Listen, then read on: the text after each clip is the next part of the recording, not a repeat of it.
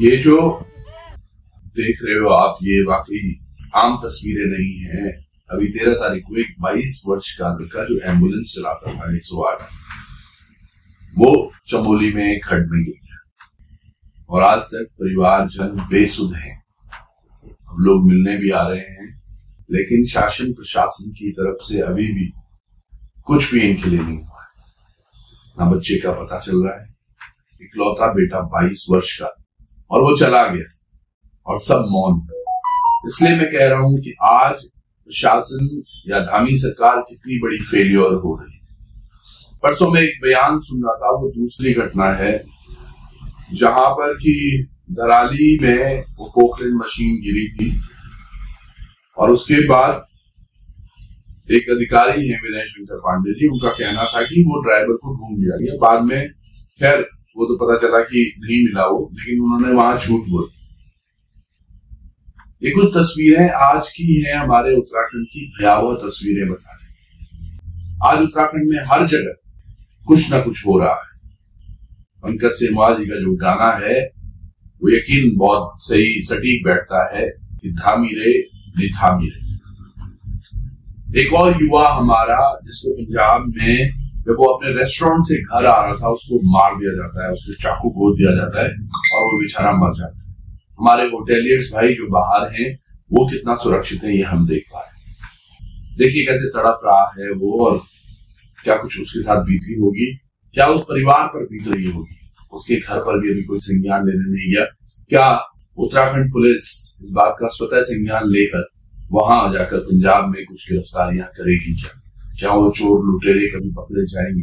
ये बड़ा प्रश्न। मैं हर बार बोल रहा हूं और कई दिनों से ये बात बोल रहा हूं कि जो हमारे अधिकारी हैं वो यकीनन केवल एक पटका मुझे लग रहा है बस उनको कमी है, अब भाजपा का दे देना चाहिए, क्योंकि वो काम वैसा नहीं कर रहे जैसा होना चाहिए। आज हमारे हक हकूकों पर किस तरह से घेराबंदी हो रही है वो हमें दिख रहा है। द्वारा हाट की प्रमुख है, द्वारा हाट की वो प्रमुख जो अभी अभी प्रमुख बनी, और सोचिएगा उनके पिता पर, उनके भाइयों पर, उनके समर्थकों पर ईंटें फेंकी गई, ईंट से पिटाई मारा गया, गोलियां चली। अब गोलियां चलना तो आम सा हो गया है, क्योंकि ऐसे ही तो महेंद्र भट्ट कह रहे हैं कि चुनाव में गोलियां तो चलती रहती।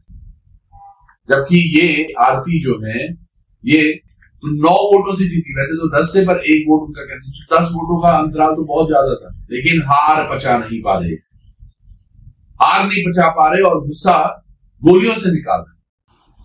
मैं डॉक्टर आरती किरोला द्वाराहाट ब्लॉक से ब्लॉक प्रमुख निर्वाचित हुई हूं। बीजेपी समर्पित ममता भट्ट के पति कैलाश भट्ट द्वारा ब्लॉक मुख्यालय के सामने ईंट से मेरे पिता और मेरे भाई पर जानलेवा प्रहार किया, उन्हें जान से मारने की कोशिश की गई। उसके साथ साथ जब मौके पर मैं पहुंची तो मेरे साथ उन्होंने बदतमीजी की, मेरे साथ अभद्र भाषा का प्रयोग किया। उसके साथ साथ मुझे भी जान से मारने की धमकी दी गई। जब मैं यह कंप्लेन लेके एसओ द्वाराहाट के पास पहुंची तो उन्होंने मेरी एफआईआर लिखने से पहले तुरंत मना कर दिया। उसके बाद उन्होंने मुझे रिसीविंग तो दी, बट अभी तक उस प्रकरण को 24 घंटे बीतने के बाद भी उन्होंने अभी भी मुझे मेरी एफआईआर की कॉपी अभी तक नहीं दी है। बल्कि उन्होंने श्री कैलाश भट्ट जो कि बीजेपी समर्पित हैं, तो वो इनकी तरफ इतने इंक्लाइंड हैं कि इन्होंने झूठी एफआईआर भी देर रात लिख दी और मुकदमे भी दर्ज कर दिए। बट अभी तक मेरी कंप्लेन का कोई भी थाना अध्यक्ष द्वाराहाट द्वारा कोई संज्ञान नहीं लिया गया। और अगर यही चीजें चलती रही तो लोकतंत्र का हनन होता रहेगा और हमारे जैसे पढ़े लिखे युवा अब राजनीति में आने से बचेंगे। अब देखिए, अगर ये मेरी एफआईआर नहीं लिखते हैं तो मैं ब्लॉक प्रमुख पद की शपथ नहीं लूंगी। धन्यवाद।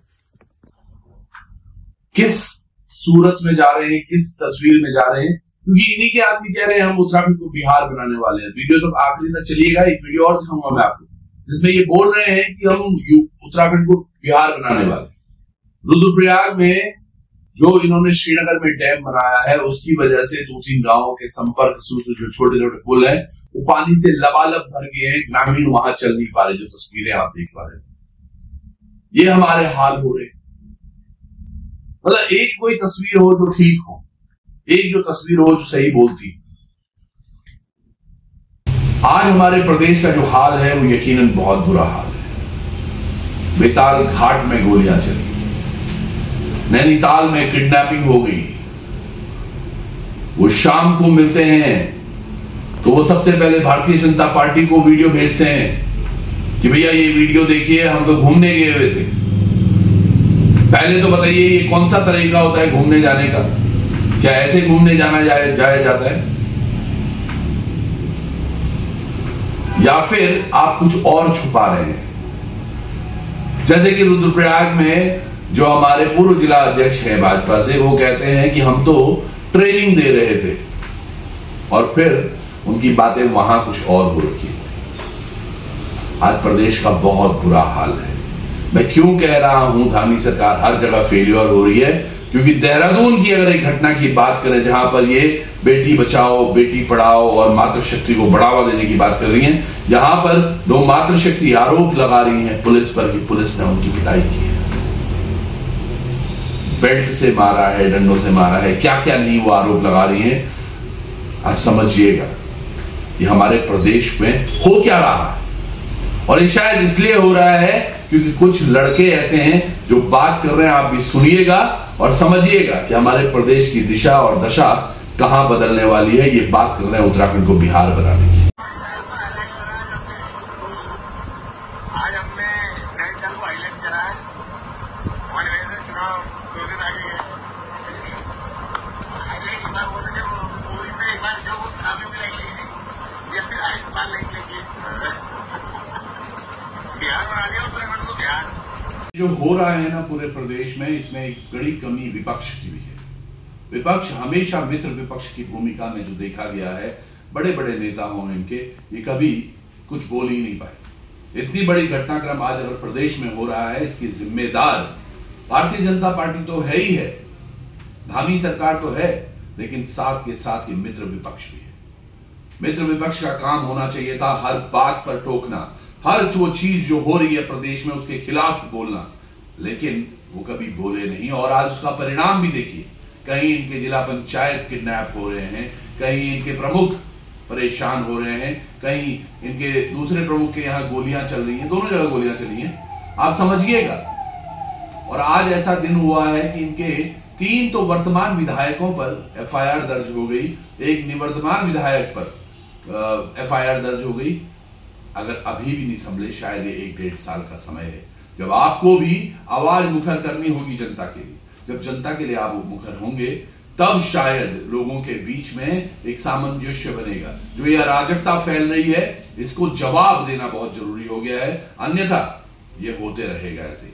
उत्तराखंड स्वाभिमान मोर्चा तो खड़ा है हमेशा हर किसी के साथ, लेकिन आज जनता को जरूरत है कि सब लोग एकजुट एकमुठ होकर लड़े, और जहां ये जा रही है कहानियां, इनको रोका जाए। एक स्वर्णिम उत्तराखंड, हमारे शहीदों के सपनों का उत्तराखंड सजोना है, तो इन सब से बहुत दूर जाना पड़ेगा।